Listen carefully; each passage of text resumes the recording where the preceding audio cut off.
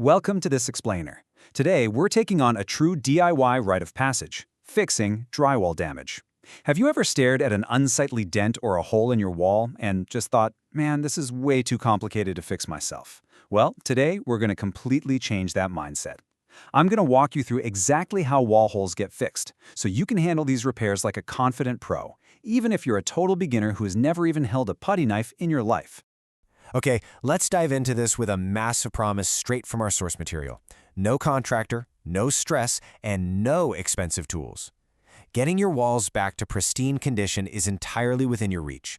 You don't need to hire it out, you don't need to panic, and you certainly don't need a massive budget. All it takes is a few affordable supplies and a super simple step-by-step process. So, here is our roadmap for today.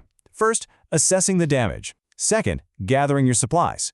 Third, the step-by-step fix. And finally, pro tips for perfection.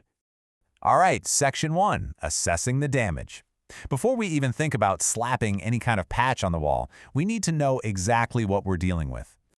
Basically, there are three main categories of damage you'll run into. First, we have small dents or nail holes, usually from hanging picture frames or maybe furniture gently bumping the wall. Next are medium holes, typically caused by door handles swinging open way too hard or other accidental impacts. And finally, larger holes, defined as anything bigger than your fists, which, well, usually tells a pretty interesting story. The best part here? We're going to fix all three categories using the exact same basic method.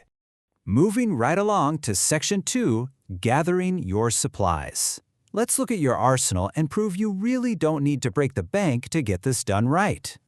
You absolutely do not need to raid a specialized hardware store for heavy-duty equipment. You're just going to need some spackle or a lightweight joint compound, a basic putty knife, a sanding sponge or fine grit sandpaper, a patch kit, but only for those larger holes, and finally, primer and paint. That's it. These inexpensive, beginner-friendly supplies are literally all you need to achieve a professional result. Okay, Section 3, the step-by-step fix. Let's break down the actual physical labor into a completely stress-free battle plan that anyone can follow. The crucial point here is to follow these 6 exact steps in order. Step 1, clean the area. Step 2, apply spackle. Step 3, patch larger holes. Step 4, let it dry. Step 5, sand smooth. And Step 6, prime and paint. Let's kick things off with Step 1. It sounds incredibly basic, I know, but before you do anything else, you absolutely must brush away any dust or loose pieces of drywall. Getting a clean surface is vital so your patch actually sticks to the wall properly. For the second step, you're going to apply your spackle. For small holes, just grab your putty knife, press the spackle directly in, and smooth it perfectly flush with the wall. Now for medium holes, you'll want to apply a slightly thicker layer and just make sure to feather the edges out smoothly. But what if the hole is bigger than your fist? Well, that brings us to Step 3, patch larger holes. For this, you simply take a self-adhesive patch and stick it directly over the hole. Once it's completely secure, apply your spackle over it in thin layers. You just keep applying those thin layers until that textured mesh patch completely vanishes under the spackle. Now, for the finishing stages, letting it dry and sanding it smooth. Drying time is going to depend on your specific product. It could be anywhere from 30 minutes to a few hours.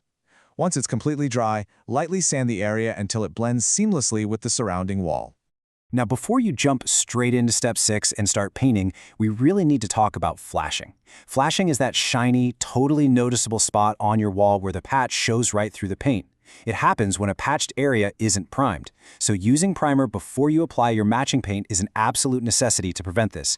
Do not skip the primer. Finally, Section 4, Pro Tips for Perfection. Let's take a quick victory lap with some rapid-fire insider tips that will guarantee a flawless finish. Keep this first tip in mind at all times. Use thin layers. It might be super tempting to just glob a massive amount of spackle onto a hole to fill it quickly, but thick spackle will inevitably crack as it dries, completely ruining your hard work. Thin layers are the secret. Next up, tip number 2. Feather your edges. When you spread the spackle, make sure you thin it out at the outer boundaries of your patch. This ensures the repaired spot transitions naturally into the surrounding drywall without leaving a harsh, raised ridge that catches the light. Tip number 3. Don't rush the drying time. We all get impatient with DIY projects, right? But trying the sand or paint over damp spackle ruins the entire fix. Just walk away, grab a coffee, and let it dry completely. Patience pays off big time here. And lastly, tip number 4. Perfectly match your wall color. You can pull this off so easily by utilizing a small sample card from the hardware store, or even better, just digging up that leftover paint from when the room was originally painted.